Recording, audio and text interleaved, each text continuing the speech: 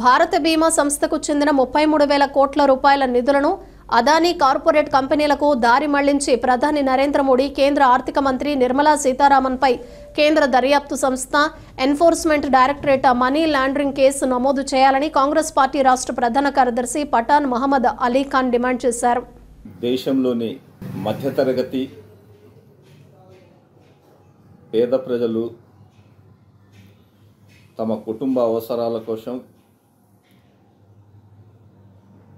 దాచుకున్న వేల కోట్ల రూపాయలను,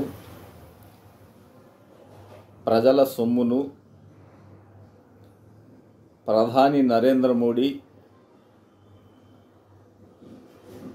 తన మిత్రుడు అదానీకి పూర్తిగా దారాదత్తం చేశాడు.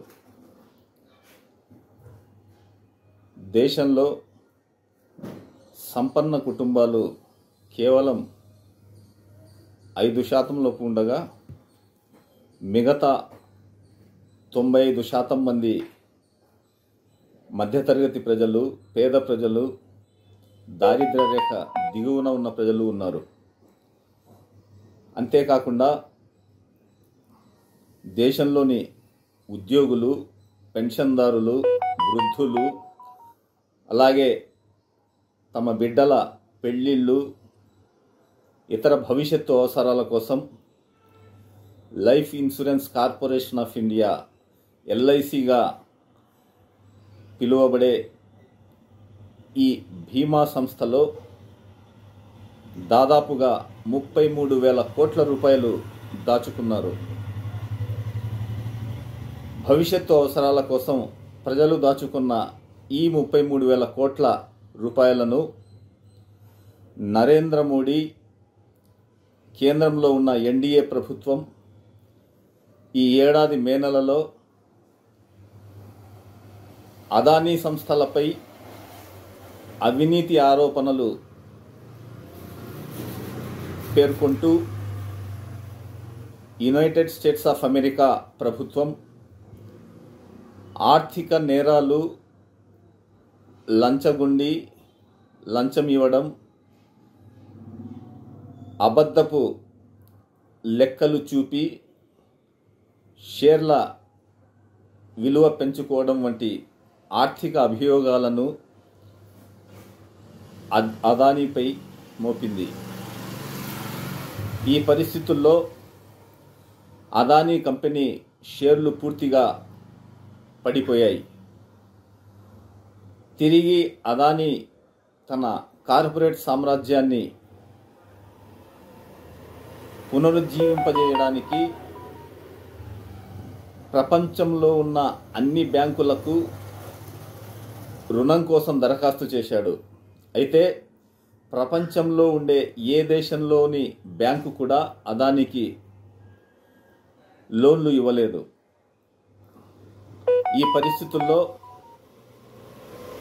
నరేంద్ర మోడీ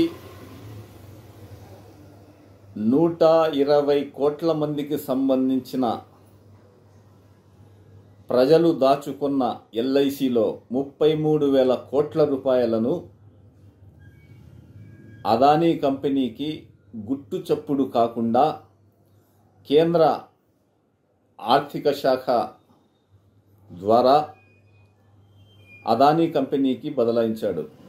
దీన్ని పూర్తిగా కాంగ్రెస్ పార్టీ ఖండిస్తోంది. ఇది కేంద్రంలోని ఎన్డీఏ ప్రభుత్వం, ప్రధాని నరేంద్ర మోడీ, ఆర్థిక మంత్రి నిర్మలా సీతారామన్ సంయుక్తంగా మెగా స్కామ్, అతి భారీ కుంభకోణానికి పాల్పడ్డారు. సహజంగా ప్రజలు దాచుకున్న బీమా సొమ్మును, భవిష్య నిధులను ప్రైవేటు కంపెనీకి భారత ప్రభుత్వం నిధులను సమకూర్చి చట్టాలను ఉల్లంఘించి ఎవరికీ తెలియకుండా, రాజకీయ పార్టీలకు తెలియకుండా, లోక్సభ ఆమోదం పొందకుండా ఈ కుంభకోణానికి ప్రధానమంత్రి పాల్పడ్డాడు. పర్యవసానంగా 33,000 కోట్ల రూపాయలు ప్రజల సొమ్మును అదానీ పాలు చేశాడు. ఇప్పుడు భవిష్యత్తు అవసరాలు